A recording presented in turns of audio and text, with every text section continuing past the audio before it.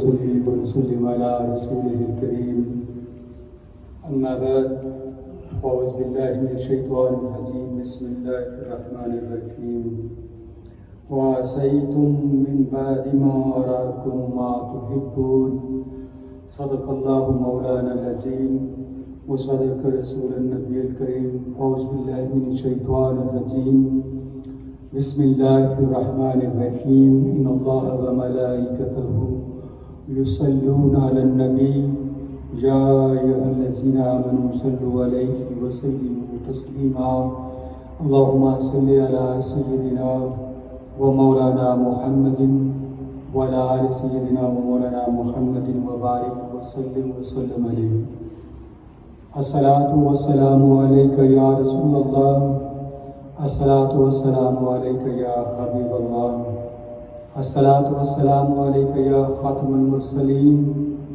رحمة للعالمين سيدنا ومولانا محمد وآله وصحابه أجمعين الہی بعزتی و حرمت کتب الکتاب غوث الثقلین شیخ الشیوخ حضرت محبوب سبحانی قطب ربانی شیخ لامکانی حضور شیخ سید عبدالقادر جیلانی قدس سرہ العزیز اور دیگر صوفیاء اکرام اولیاء اکرام انبیاء اکرام کے حضور اقدس ہدیہ درود و سلام کے بعد آج کی اس نشست کا آغاز اللہ تبارک و تعالی جل شانہ و جل مجدہ وحدہ لا شریک کے کلام پاک سے ہوا چاہتا ہے۔ میں نے آپ کے سامنے قرآن مجید قرآن رشید کی سورہ آل عمران چیپٹر 3 آیت نمبر 152 کا ایک مختصر سا حصہ تلاوت کرنے کا شرف حاصل کیا ہے۔ اللہ رب العزت اپنے کلام پاک میں بڑے واضح طور پر یہ اہل ایمان کو اشارہ فرما رہا ہے، اور اس کلام میں وہ اہل ایمان یعنی مسلمانوں کو کس بات کی طرف اشارہ دے رہا ہے، یا یہ کلام یوں کہہ لیں کہ یہ کلام ہمیں کس بات کی طرف لے جا رہا ہے۔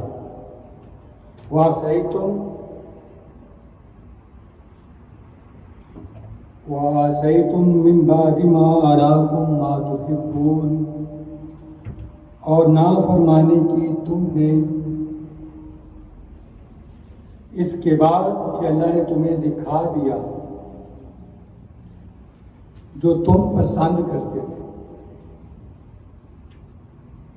یعنی یہ اس بات کی طرف اشارہ ہے کہ انسان یعنی ہم لوگ جو چیز پسند کرتے ہیں، اپنے لیے جو چنتے ہیں، جو کام کرتے ہیں، جو اخذ کرتے ہیں، ضروری نہیں کہ وہ ہمارے لیے موافق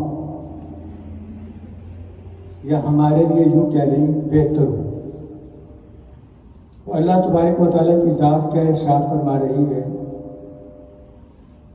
کہ اگر کوئی ایسا کام یا کوئی ایسا فعل جو تم اپنے لیے چنتے ہو یا جس کو منتخب کرتے ہو، ضروری نہیں کہ وہ فعل یا وہ کام یا وہ عمل جو تم کر رہے ہو تمہارے لیے فائدہ مند ہو، اور اگر تم یہ سوچتے ہو تو جو تم عمل کرتے ہو اس کا صلہ میری طرف سے ملتا ہے۔ اب سوال یہ پیدا ہوتا ہے کہ اگر ہم اچھا عمل کرتے ہیں یا کرتا ہے انسان، یا کوئی آدمی ایک نیک عمل کرتا ہے تو اس کی اچھی جزا ملتی ہے، اور اگر کوئی برا عمل کرتا ہے تو اس کی بری سزا ملتی ہے۔ اب آج کا موضوع گفتگو اس بات کی طرف اشارہ دلانا ہے کہ آیا جو اعمال ہم لوگ کرتے ہیں کیا وہ ہمارے لیے کار خیر ہوتے ہیں یا وہ ہمیں کار خیر نظر آتے ہیں، کیونکہ ہر انسان کے سوچنے کا الگ انداز ہے اور اس کی نظر کہا تھا ایک ڈفرینٹ اینگل کی طرف سے دیکھتا ہے۔ ضروری نہیں ہے کہ میں جو عمل کر رہا ہوں وہ ہر دیکھنے والے کو اچھا لگے، مگر مجھے معلوم ہے، آپ کو معلوم ہے، یا تیسرے بندے کو معلوم ہے کہ وہ کیا کر رہا ہے۔ اب یہاں پہ بات آ جاتی ہے کس چیز کی کہ انما الاعمال بالنیات، کہ ہر عمل کا دار و مدار نیت پر ہوتا ہے۔ اگر وہ نیت اچھی ہوگی تو ایک کام بظاہر جو مجھے برا نظر آ رہا ہے ہو سکتا ہے کہ وہ رب تعالیٰ کی بارگاہ میں بہت ہی مقبول ہو، بہت ہی مقبول ہو، اور اللہ اس کو پسند کرتا ہو، اللہ کے نزدیک اس کا بہت بڑا درجہ اور مقام، اور یہ بھی ہو سکتا ہے کہ اس چھوٹے سے عمل کی وجہ سے اللہ رب العزت اپنے محبوب کے صدقے سے اس کے تمام گناہوں کو معاف فرمائے۔ مگر بظاہر ہم یہ دیکھتے ہیں یہ کیا بات ہے، یہ کیا کر رہے ہو، یہ بھی کوئی بات ہے، یہ بھی کوئی کام ہے جو تم کر رہے ہو۔ زمانہ بھر میں بہت دفعہ بسا اوقات میں اپنے آپ کو عالم اور مفتی اور علامہ کی فہرست میں تسلیم نہیں کرتا، ایک طالب علم کی حیثیت سے، اور دعا گو ہوں کہ اللہ رب العزت اپنے محبوب کی ذات کے صدقہ سے اور آپ کی آل اور اولاد کے صدقہ سے ہم سب کی حاضری کو شرف قبولیت عطا فرمائے۔ ہم یہاں اکٹھے ہوتے ہیں جمعہ کی صورت میں، نماز جمعہ کی صورت میں، اللہ کے حضور سربا سجود ہو کر دعا کرتے ہیں رب تعالیٰ ہم پہ کرم فرما کر۔ یہ زمانہ آیا چلا گیا، آئندہ زمانہ جو آئے گا وہ بھی بہت اچھا ہوگا، کیونکہ ہمارا جب ہم دعا مانگیں یا دستے دراز ہو تو سب سے پہلے اس دعا کا آغاز کن الفاظ سے ہونا چاہیے؟ اس میں حمد و ثناء باری تعالیٰ ہونی چاہیے۔ جب ثناء باری تعالیٰ ہوگی، حمد باری تعالیٰ ہوگی تو وہ دعا شرف قبولیت پا جائے۔ عام الفاظ ہوں گے، رب تعالیٰ کی ذات کو یہ بتانے کی ضرورت نہیں ہے کہ ہماری انگلش جو ہے وہ پرفیکٹ ہونی چاہیے، ہماری اردو نفیس ہونی چاہیے، اور ہمیں فارسی میں ایکسپرٹ ہونا چاہیے، اور ہماری عربک ووکیبلری ہائی ہونی چاہیے۔ نہیں، جس حال میں، جس زبان سے، جن لفظوں سے اس کی تعریف کریں گے، حمد و ثنا کریں گے، وہ قبول فرما لیں۔ پچھلے 3-4 جمعوں سے چلتا ہوا موضوع گفتگو دل کی حالت کے اوپر ہے، کیفیت دل، حالت قلوب کے اوپر۔ آج کا موضوع خاص کر اس بات کی طرف اشارہ ہے کہ آیا جو ہم عمل کرتے ہیں وہ اللہ تبارک و تعالیٰ کے حضور درجہ قبولیت کو پہنچتے ہیں یا نہیں پہنچتے، اور اگر پہنچتے ہیں تو پھر ان کی جزا کیا ملتی ہے، اور اگر ملتی ہے تو وہ کس صورت میں ملتی ہے۔ تو گویا ہمارا ذہن یہ تسلیم کر رہا ہے اور ہمارا ایمان اس بات پر مثبت ہے، مضبوط ہے کہ ہمیں جو کچھ ملا ہمارے اعمال کی وجہ سے۔ اگر یہ بات ذہن میں گھر کر جائے اور اس بات پر ایمان پختہ ہو جائے تو رب تعالیٰ کی ذات کو کہیں تلاش کرنے کی ضرورت نہیں ہے، وہ دل میں موجود ہے، وہ دل میں موجود ہے۔ بیر و حرم میں تجھے ڈھونڈا تو کہیں نہیں ملتا، مگر تشریف فرما تجھ کو اپنے دل میں دیکھا۔ ہم سجدوں میں ڈھونڈتے ہیں، نمازوں میں ڈھونڈتے ہیں، تسبیحات میں ڈھونڈتے ہیں، یہ تو ادائے فریضہ ہے، انسانی ہے کہ اللہ تبارک و تعالیٰ کی ذات نے انسان کو اسی لیے تو بھیجا ہے کہ وہ میری پرستش کرے، عبادت کرے، مجھ کو الہ مانے اور میری ہی بارگاہ میں دست دراز ہو کر مجھ سے التجا کرے۔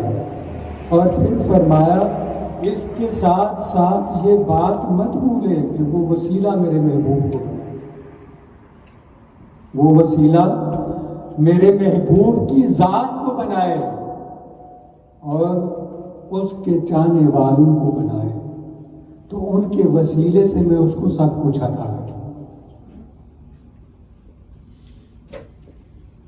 حضرت مجدد الافسانی محبوب سبحانی شاہ سرہند اپنے مکتوبات شریف میں ایک حدیث نقل کرتے ہیں کہ کان رسول اللہ صلی اللہ علیہ وآلہ وسلم متوسل علی الحزن دائم الفکر۔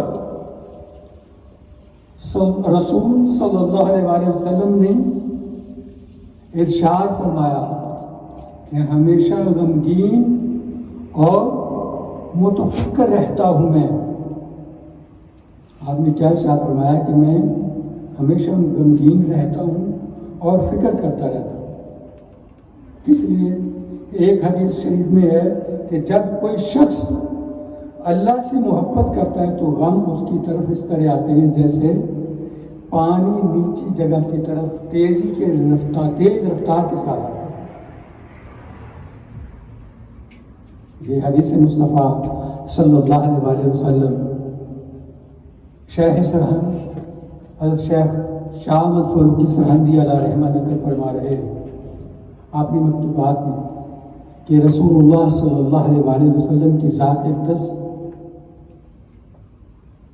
ہمیشہ غمگین رہتے، متفکر رہتے، فکر کرتے رہتے اور اللہ سے دعا کرتے کہ اللہ رب العزت اے میرے پروردگار عالم، تیرے دستہ قدرت میں میری جان ہے، اے میری جان اور نفس کے مالک، مجھے غم عطا فرما، کیونکہ غم میں اللہ تبارک و تعالیٰ کا قرب نصیب ہوتا ہے، قرب نصیب ہوتا ہے۔ اسی لیے غم کس بات کا؟ آپ تو فخر الانبیاء ہیں، امام الانبیاء ہیں، شہنشاہ کائنات، شاہد عالم صلی اللہ علیہ وآلہ وسلم کی ذات اقدس جن کی خاطر کائنات بنی ہے، تو آپ کو تو غم ہونا نہیں چاہیے۔ کس بات کا غم، کس بات کی فکر؟ کیوں فکر لاحق ہو گئی؟ کیوں غمگین رہتے؟ کیوں متفکر رہتے؟ کس بات پر آپ فکر مند ہوتے؟ دنیا میں تشریف لائے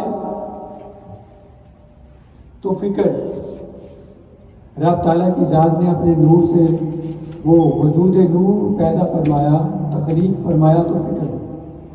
دنیا سے گئے، تشریف لے کے گئے، قبر کے اندر رکھا جا رہا ہے، مولا کائنات قبر کے اندر اترے ہیں، آپ کو دفن کیا جا رہا ہے، دیکھتے کیا ہیں کہ آپ کے لب مبارک ہل رہے ہیں۔ حضرت علی کرم اللہ وجہہ اللہ تعالیٰ ارشاد فرماتے ہیں میرے دل میں خیال آیا کہ ہو سکتا ہے میرے آقا کی ذات اقدس ہو۔ حضرت فاطمہ اپنی لخت جگر کی یاد آ گئی یا حسنین کریمین کی یاد آ گئی، تو آپ فرماتے ہیں کہ میرے دل میں جب یہ خیال آیا تو میں نے اپنے گوشت کان کو آپ کے لب مبارک کے ساتھ جوں لگایا تو آواز سنی، وہ آواز کیا تھی؟ رب حبلی امتی، رب حبلی امتی، رب حبلی امتی۔ دنیا میں تشریف لائے، جو ہی مادر شکم مادر سے اس دنیا میں تشریف آوری ہوئی تو پیشانی مبارک کو سجدے میں رکھا اور کیا فرمایا کہ رب حبلی امتی، رب حبلی امتی، رب حبلی امتی، یا اللہ میری امت کو بخش دے، میری امت کو بخش دے۔ اب ایک چھوٹا بچہ جو ابھی پیدا ہوا ہے، تولد ہوا ہے، دنیا میں آیا ہے، تو عقل کیا کہتی ہے کہ وہ بول سکتا ہے، یا وہ اس قابل ہے کہ وہ یہ استدعا کرے؟ مگر دیکھنے اور سوچنے والی بات یہ ہے کہ وہ بچہ ہے کون؟ وہ بچہ ہے کون؟ وہ بچہ نور نظر آمنہ رضی اللہ تعالیٰ ان کے لخت جگر ہیں اور جن کی خاطر کائنات بنی ہے، اور وہ امام الانبیاء حضرت محمد مصطفیٰ صلی اللہ علیہ وآلہ وسلم آپ کے اور میرے آقا کی ذات اقدس ہے۔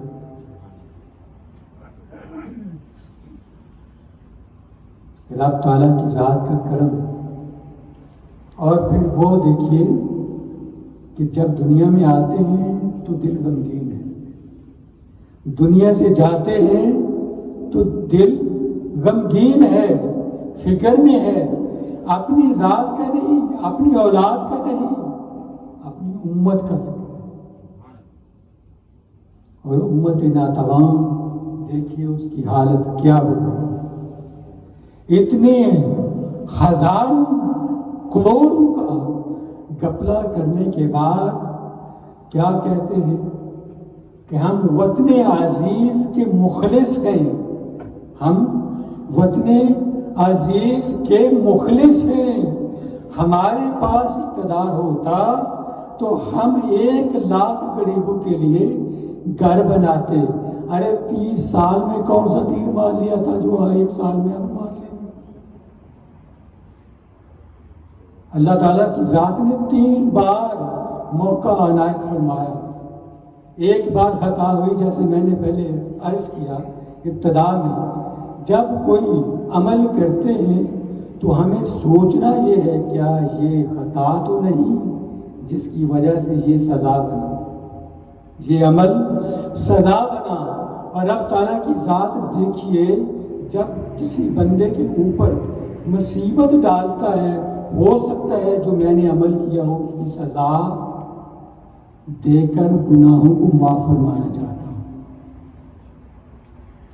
آپ سبھی باشعور بھائی دوست و احباب تشریف فرما ہے، میرا اشارہ کس طرف ہے؟ میں نے یہ نیوز انٹرنیٹ پہ پڑھی اور ان کو دیکھا، شخصیت کو دیکھا، اور بیان نیچے لکھا ہوا تھا کہ اگر ہمارے پاس اقتدار ہوتا یا ہمیں ملتا، یا ہمیں اقتدار ملتا یا موقع ملتا، یوں کہہ لیجیے سادے لفظوں میں، اگر ہمیں موقع ملتا تو ہم 1,00,000 غریبوں کے لیے مفت گھر بناتے، بلکہ یوں کہ 1,00,000 غریبوں کے سارے آرگن نکال کر ان کو بیچ کر اپنے لیے محلات بنا لیتے، اور پھر کیا کرتے؟ محب وطن، پیٹریوٹک ٹو پاکستان۔ آج اس وطن عزیز کی حالت دیکھیے کہ ہر چیز گروی رکھی ہوئی ہے۔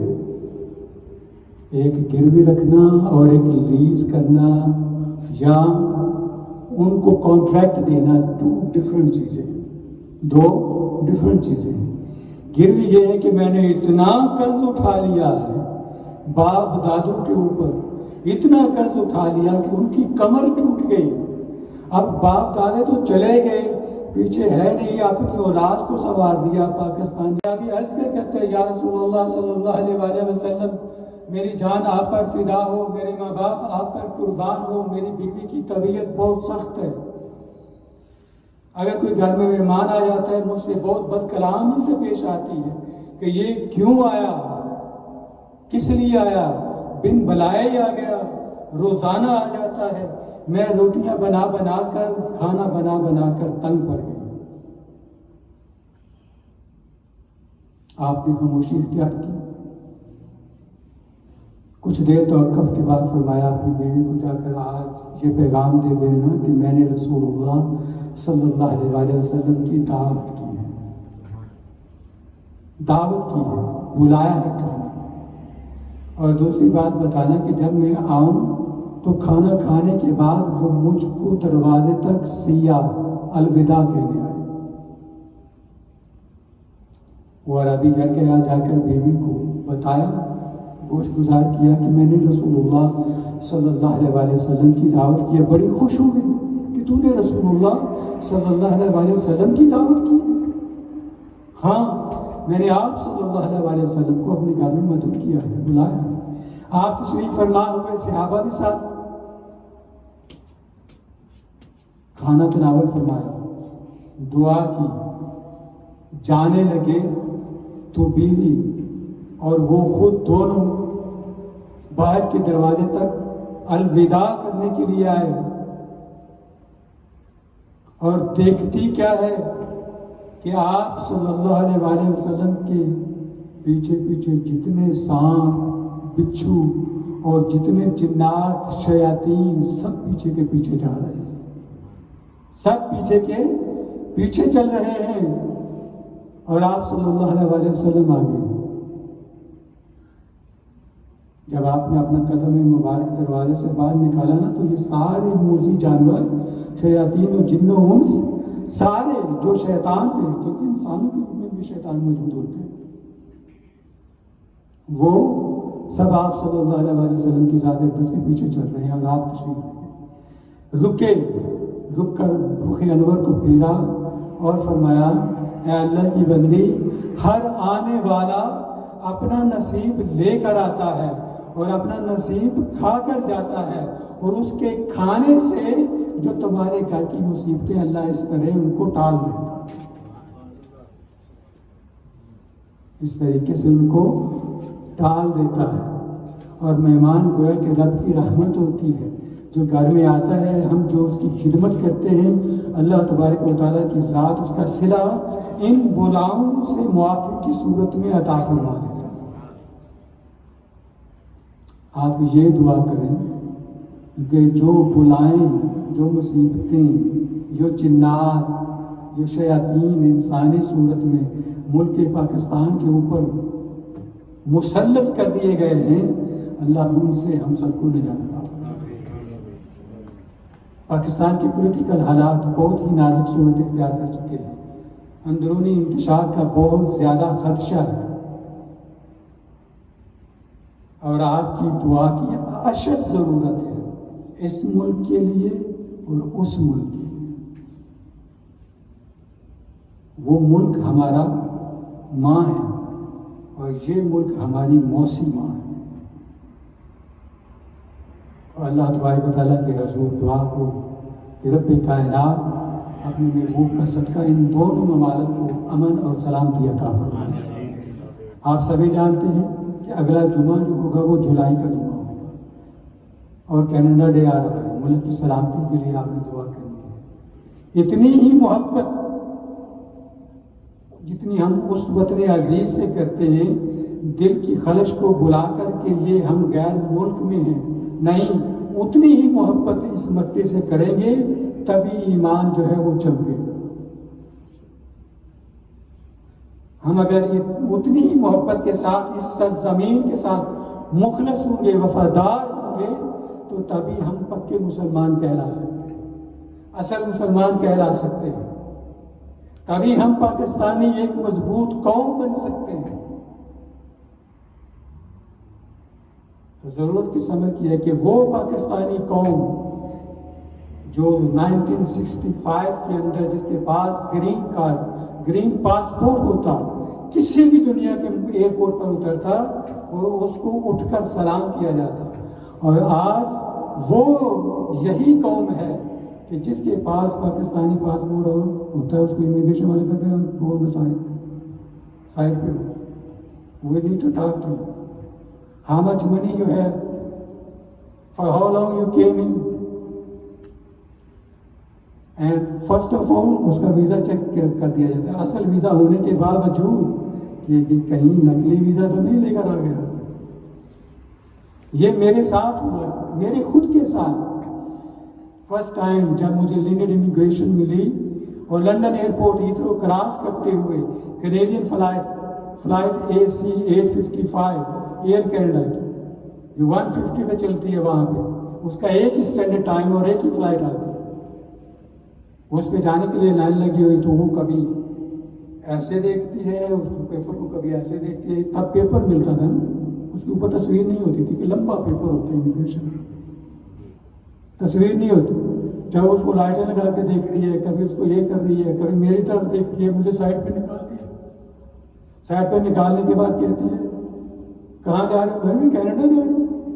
کینیڈا میں کہاں تھا؟ یہ دیکھ لو، یہ لینڈڈ پیپر ہے، کوئی اسٹیل نہیں کیا گیا، چرا کے نہیں لایا، کوئی فراڈ نہیں کیا. I'm not going as a refugee, I'm not going to claim refugee status there. پھر اس نے اس ایئر لائن کے بندے کو بلایا کہ بھائی اس کو چیک کروں، اور اس نے کیا کہا؟ اس نے کہا are you flying the first time؟ میں نے کہا no, I'm flying the third time. پہلے کیسے گئے تھے؟ پہلے اسٹوڈنٹ گئے تھے. کتنی دیر رہے؟ اتنی دیر رہا. کہاں رہے؟ مونٹریال میں. پھر وینکوور چلے گئے. وینکوور کا کوئی ریسرچ نہیں. اچھا تم مجھے یہ بتاؤ، وینکوور ایئرپورٹ سے اتر کے جاتے ہوئے کون سی روڈ لے کر جاتے ہیں؟ تب میں کوٹ کپتلا میں رہتا تھا. جب میں نے اس کو ہائی وے کا بتایا، کہتے ہیں he's okay, he's original, let him go, no more questions. اور آپ اس کی سکوری چیک اپ کرو، اس کو اندر لے جاؤ، اس کو ڈیٹین کرو. خام خواہ پریشانی کیوں؟ ان پولیٹیشین کی اداؤں کی وجہ سے یہ عوام کو سزا ملتی. اللہ رب العزت ہمیں سائمانوں میں ایسے مخلص عہدیداران حضرات عطا فرمائے جو بالکل سرکار دو عالم صلی اللہ علیہ وسلم کے ارشادات کے مطابق اپنے اپنے فرائض کو سر انجام دیں. اور جب دعا ہو تو آپ خلوص نیت کے ساتھ دعا کریں کہ اللہ رب العزت ہمارے دونوں ممالک پر اپنا فضل اور کرم فرمائے، اور ہماری قوم یعنی پاکستانی قوم پر اللہ تبارک و تعالیٰ کا خاص فضل اور کرم ہو کہ ہر آنے والا بچہ ایک اعلیٰ پاکستانی بن کر ابھرے، اور جس سے اس کا، اس کے ملک کا، اس کے خاندان کا نام روشن ہو. وما علینا الا البلاغ المبین.